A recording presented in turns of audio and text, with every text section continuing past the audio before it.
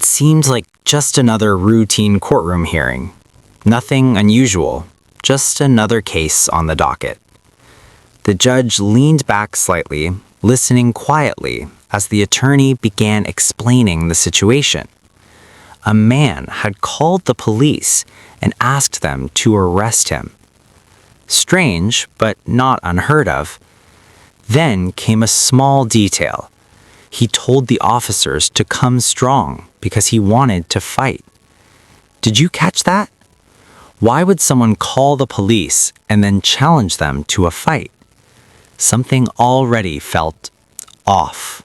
You're telling me that they agreed to fight him? That's what they wrote. Can you imagine how much possible trouble they would get? Is our guy on docket today? No, well, he's on docket, but he's here present in court. He made bond, so that, I guess that gets rid of the issue about having to. Coming up. BVR. Last name again? Gomez, and it's Matthew Gomez. You may have a couple on the docket. It should be. And did invite us to rehear PC this morning. The case I know is 183 days old. I have talked with the state. They're still trying to work with felony to see if they would approve him to do a mental health PTI, which we thought was appropriate. Mental health in the case upstairs or our case? Yes. Are you ready for a PC? The courtroom stayed quiet as the report continued. The man came outside, aggressive, shirt off, walking straight toward the officers. Not running, not hiding, walking like he wanted confrontation. And then he said it again. Put your tasers away and fight me. The officers drew their tasers, giving commands, but he kept repeating the same thing. Fight me, fight me, fight me. Did you notice the judge's reaction here? He leaned forward slightly, like something didn't make sense. Blaze? So, Your Honor, I think Marge was reading of it. I didn't know if you want the actual officer here or not. No. This is just cursory, but I want to know if you're ready for any arguments or whatnot. The old one. Yeah. Okay. We're not addressing the new one whatsoever. Yeah. No. That's old stuff. Tell me. Go for it. Alex, please. On August 25th, 2024, the officer was dispatched to a complaint unknown call at Harris County, Texas, with the call slip stating the following. The caller was rambling and refused to answer questions. The caller advised he has warrants for arrest and wants police to pick him up before he does something. The caller states he will be waiting outside the location for police. The caller was irate and upset. The caller was making threats towards police, stating they better be strong because he was going to fight and don't dispatch female officers. The officer arrived on scene and immediately noticed the defendant coming out of his house in an aggressive manner. The defendant took off his shirt and hat and was coming towards the officer quickly and was trying to get the officer to physically fight him. The defendant repeatedly stated he wanted the officer to fight him, and the officers immediately drew their tasers and began giving the defendant verbal commands. The defendant repeatedly refused to comply with the verbal commands and continued telling the officer. Then came the part that changed the tone of the room. The attorney spoke carefully, almost cautiously. The officers put their tasers away and went hands on. Silence followed. Then the judge asked slowly, "You're telling me they agreed to fight him?" The courtroom paused. No one rushed to answer because even saying it out loud sounded unbelievable. Can you imagine the trouble officers could face for agreeing to something like that? Or did they really agree? And his partner to put their tasers away so they could fight him. The officer took the defendant to the ground by tackling him and used force to put the defendant's hands behind his back. The defendant was physically resisting and yelling the entire time. The officer then got the defendant into handcuffs and moved him to the side of the patrol vehicle. The officer's partner held the defendant against the vehicle while the officer conducted a search. The defendant was still refusing to comply with verbal commands and was physically resisting. The officer then assisted the defendant into the patrol vehicle using the minimal amount of force necessary, and the defendant was kicking the officer's legs and still refusing to comply. Did they find anything? You said they searched, but they didn't find anything? There's no notes, no finding anything completing the search, and they only know that they arrested him on the warrants as well as the additional resistance charge. What warrant did he have? He had municipal. I'll give you a second. Municipal warrants, Your Honor. Just municipal? Yes. Okay, all right. Yes, and but I think a couple things are, and I know that's the DA's summary of the longer dims. And the longer dims notes reflect that when the officers got to the scene where they had been asked to come out and make an arrest and, or been asked to come out and told there's warrants, but they get there and they don't have a chance to confirm anything or find out who he is or any of that stuff. But what's written in their longer dims report, the officers write down, he asked us to put our tasers away and fight him. And so it says in there that the officers made the decision to put their tasers away and go hands-on with him.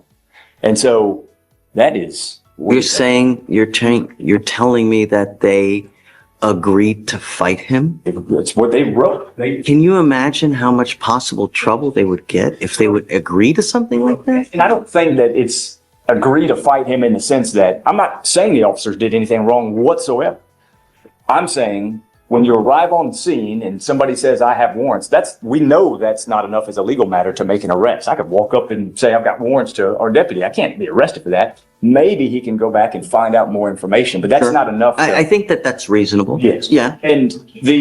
But then the conduct is not that he comes up and starts fighting with the officers, but invites them to engage in physical contact. And I give them credit for putting their tasers away like he requested, but they write in there, we did exactly what he said. We put our tasers away and then decided to go hands-on with the suspect. It's 2-on-1. But I don't think the reasonable interpretation would be that they are agreeing to fight. Well, I don't think that that's reasonable because I can't imagine how much trouble they would get in. Oh, and- you know, and- they'd be fired. to me, it's not about whether no one over here, and I don't think the state is either, is saying that the officers did anything wrong. I think we're assessing his conduct, and he has the right, as does anybody, it's just First Amendment protected speech, to invite someone to engage in physical conduct. And if they do, that's not him resisting arrest. And I don't really even think that that's the kind of the basis of the charge. They can't even arrest him because there's nothing to arrest him for at that moment. If you ran his name and found out the warrants and found out he did have active warrants, you could arrest him. But there's nothing for them to even arrest him for at that moment. And just walking up and saying, hey, I want to fight you, that's not enough to be placed under arrest. But what happens is they get him and get control of him and then start searching him, but pursuant to what? I mean, there's nothing. They still haven't verified him. No, I think that it's so difficult to be a police officer nowadays. You know, I understand. A fine line that you have to walk between because of social media, Sure. because of cameras, because of just the way that the public policy and people come down on officers and how they react to situations and how they can get in trouble themselves. That if you see a person who's not acting normal, they're having like a mental health episode. How do you quell that down? Do you tase them? Because we know that we've got situations where officers go rogue and they just start kill them. No, well, we've seen it too many times. And it sucks. It's sad, but I'm not criticizing the officers one bit about that. If it's the case that he tells them, when you get here, I want to fight. And when they get there, he says, I want to fight. And put your tasers up and fight me. And they put their tasers up and decide to go hands-on with him. I respect them for having done it. I would like to know, because I'm not prepared to rule on this. What I would like to know is, what is the policy of the department when you have a person who's having a mental health episode? How do you handle that? Do you arrest them as like a community caretaking, right? Because in an effort to prevent them from hurting themselves or hurting another person, do you arrest them, right? Or what do you do? Because I don't know. So, because that's what's happening here. We have someone clearly who's having a mental health episode. And you see why I thought mental health PTI is the appropriate route. Yes, absolutely. Yes. So, and I don't mind being patient while you think about that, and I go back and I'd like to know what the officer's mindset, number one, at the time of when this episode is happening. Number two, what is the policy when you have this kind of thing happening, what do you do? I don't know. You know? Sure. Do you arrest them in an effort to prevent them from hurting themselves? Because who's to say they might have a gun that you don't know about that's stuck right here that they're they're just gonna start shooting? Well, but I do think that it doesn't mean that he has done something legally wrong to elicit the words, "This is what I'd like to do," and wait. It'd be one thing if he comes and starts attacking them, but to say, "Put your tasers up and fight me," and they say, "Taser up," we go hands on. Hands on for what?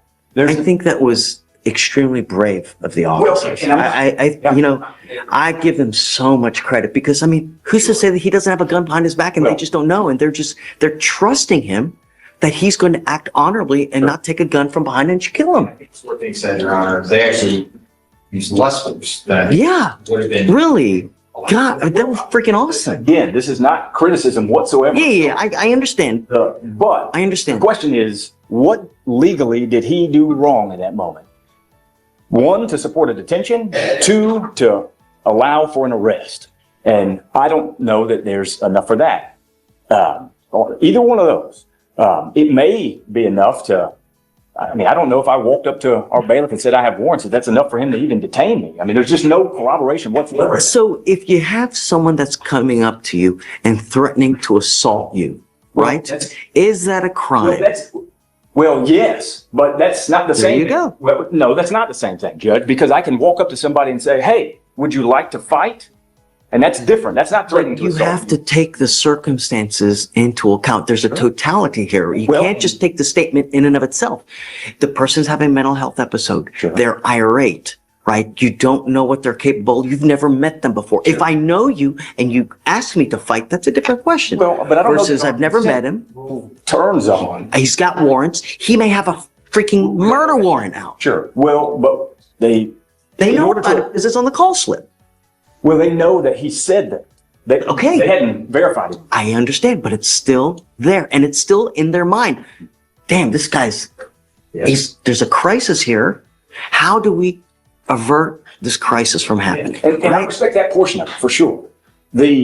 But from analyzing whether or not there's probable cause to support the elements of this charge, I think that's where our focus really is at. There's so many like branches to this thing. I can't possibly rule right now. No, fair enough. And I appreciate that. And I think just from the state's perspective, I know that you wanting a little more information on it, I respect that. I think you have, just looking at the totality of the circumstances here, you have a call slip that says someone is, I think what the exact thing was, He has warrants. rambling and refusing to answer questions. He's advising he has warrants for his arrest and wants someone to pick him up before he does something. States he's waiting outside. He was irate, making threats towards people.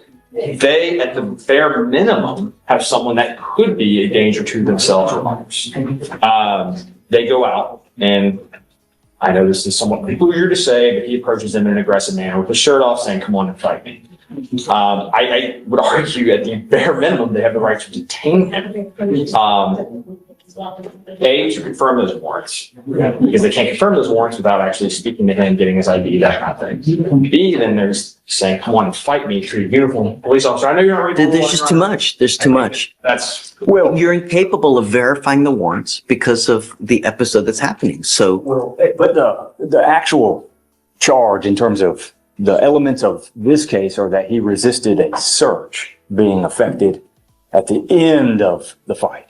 And all I saw there with respect to that portion of it was totally conclusory. And so that's where we think the PC falls apart on the element side of just this particular charging issue. And, but I want to again make it abundantly clear that we're not criticizing the officer whatsoever.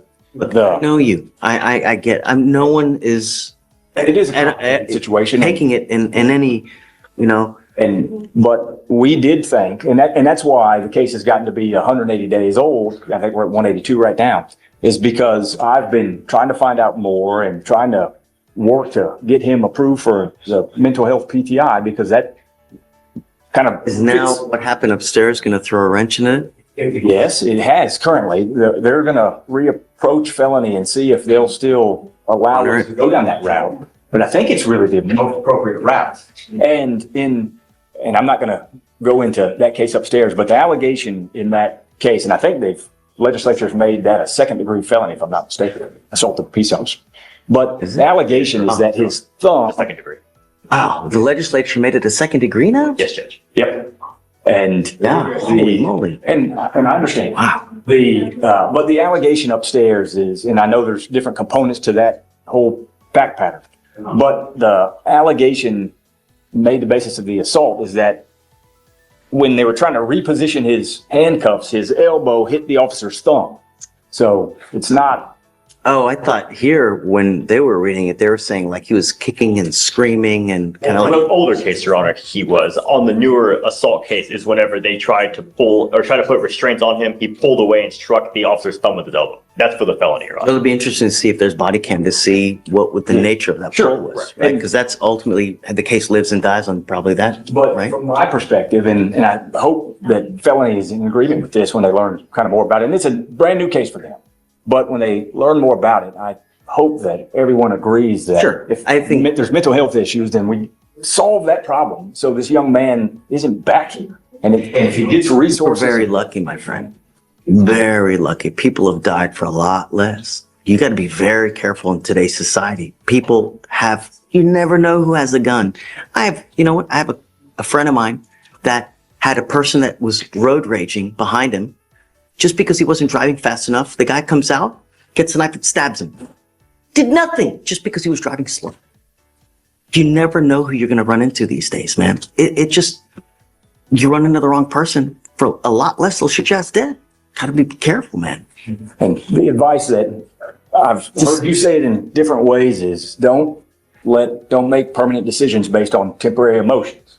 And Life's just too short, man. You know, you get one crack at it. Once it's gone. Just, all right. I'll do whatever you want to do. Yes. I'm not ready to rule in it yet. Fair enough. But I do think also I was asked to get bond conditions put in place while he's on a new bond.